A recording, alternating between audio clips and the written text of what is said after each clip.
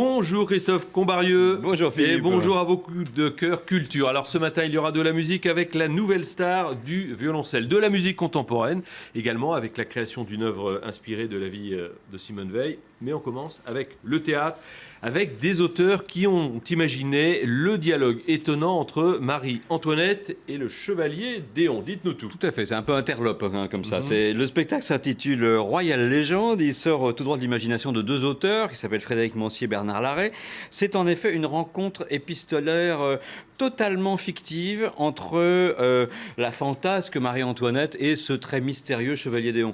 C'est complètement inventé. Ça s'étend sur une vingtaine d'années, c'est-à-dire entre le moment où Marie-Antoinette a quitté l'Autriche pour venir vivre en France et évidemment jusqu'à l'échafaud. C'est une correspondance qui a l'histoire de France un peu en filigrane et puis ce sont deux personnages qui sont porteurs finalement de beaucoup de clichés, de beaucoup de fables, de beaucoup de rumeurs. C'est une pièce qui rentre avec finesse dans l'intimité de deux personnages, l'un qui allait devenir reine et l'autre qui n'aspire qu'à une chose, c'est devenir une femme. Voilà, la féminité est donc le thème mis en avant dans cette royale légende, mis en scène par Xavier Berlioz, avec Nadine de Gea, Patrick Blandin. C'est en ce moment au Lucernaire. Est-ce avec votre éventail que vous avez tranché le nez de notre ambassadeur? J'ai jugé qu'il ferait moins le fier avec le nez tranché. Post-scriptum.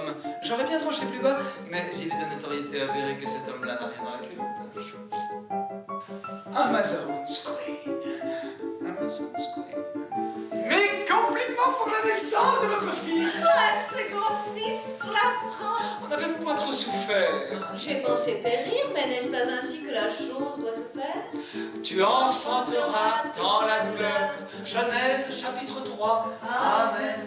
Vous avez su sans doute ce qui s'est passé le 14 juillet. Votre salut pourrait se trouver dans la vigueur du roi, mais c'est hélas la seule vertu qui lui manque. Tout est manqué. Nous avons été arrêtés à Varennes, à seulement 16 lieues de la frontière. C'est Voilà, l'imaginaire, hein. royale légende, tout à fait. Marie-Antoinette, chevalier Déon, deux personnages qui a priori n'ont rien à faire ensemble, mais bon. C'est tous les soirs, du mardi au samedi au Théâtre du Lucernaire, et la dernière est le 8 juin. Musique à présent, Christophe, avec l'éclosion d'une nouvelle star du violoncelle. Elle a tout juste 30 ans, elle est américaine, elle arrive de New York et le monde entier, paraît-il, se l'arrache. Ah, se l'arrache, absolument. Elle s'appelle Alissa Wellerstein. Tout a commencé pour elle lorsqu'elle avait 13 ans, lorsqu'elle a interprété les variations rococo de Tchaïkovski, qui sont déjà le cheval de bataille de Rostropovitch à l'époque, lorsqu'elle a été invitée par l'Orchestre symphonique de Chicago, l'un des 10 plus grands, meilleurs orchestres du monde. En 2006, après, elle remporte le prix Leonard Bernstein, mais c'est surtout sa rencontre avec Daniel Barenboim qui lui a fait gagner ses galons de star. C'est un personnage, un parrainage prestigieux, complété par un très gros contrat avec Universal, on peut le dire. Et ce mois-ci, double gros coup, puisqu'ils ont décidé de sortir 2 albums de concerto avec orchestre, avec Alissa Wellerstein. D'un côté, vous avez le concerto de Dvorak qui vient de sortir avec l'Orchestre Philharmonique tchèque et Jiří Belohlávek, le chef d'orchestre. Et de l'autre côté, le concerto de Elgar qu'elle a enregistré avec la Staatskapelle de Berlin et Daniel Barenboim. Et c'est dans cet extrait que je vous propose de découvrir Alissa Wellerstein.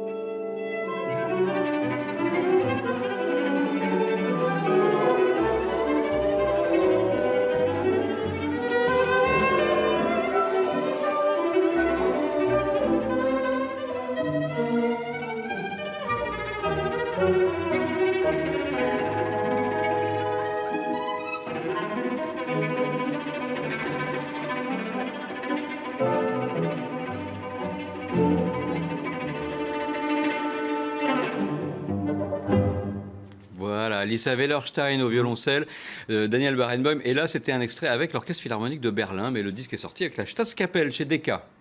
Très belle extrait. Bon, Tout à fait. Je préférais ça à la première pièce de théâtre. Hein. C'est une chronique, donc on dit ce qu'on voilà. On y ce va, qu'on on le dit pense. franchement.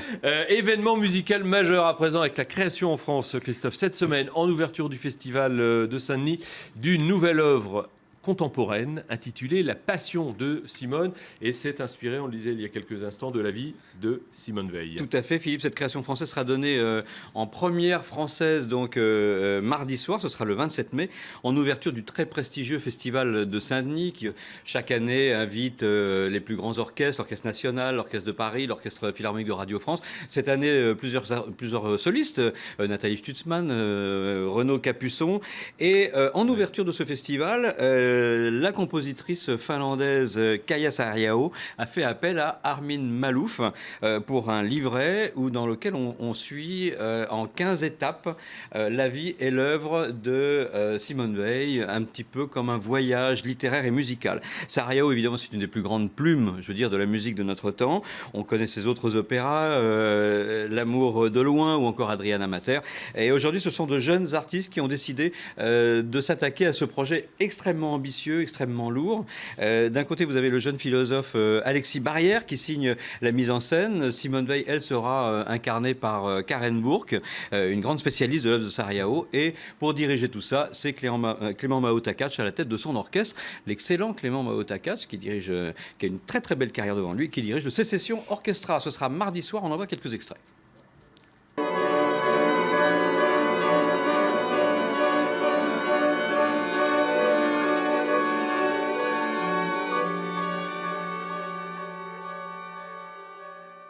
Se dépouiller de la royauté imaginaire du monde.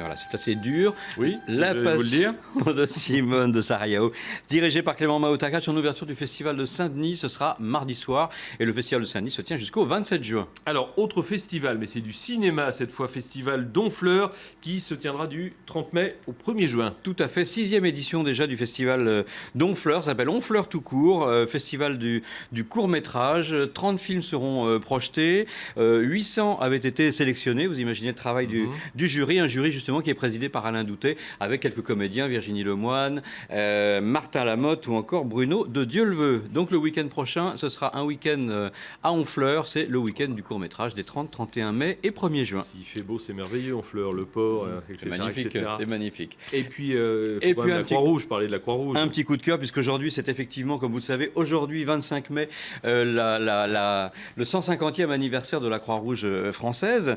Et à cette occasion, mardi prochain, se tiendra une vente aux enchères un peu exceptionnelle à la galerie 24 de la rue Beaubourg, avec des tableaux de Alain Hamzalag et de son fils Jérémy. C'est très original parce que le parcours de ces deux personnages, c'est d'abord d'être des chirurgiens dentistes, et finalement, ils ont troqué l'art dentaire pour l'art tout court, en se lançant, je veux dire, à quatre mains dans une aventure artistique directement liée à leur travail. Leurs œuvres seront donc mises aux enchères mardi soir à 19h à la Galerie 24, et en tout cas, on peut continuer à aller les voir jusqu'au 5 juin dans cette galerie où ils exposent rue Beaubourg. Pour la bonne cause. Merci Absolument. beaucoup, Christophe, pour vos coups de cœur. Tout de suite sur LCI, un nouveau journal, Marie-Aline Meilly.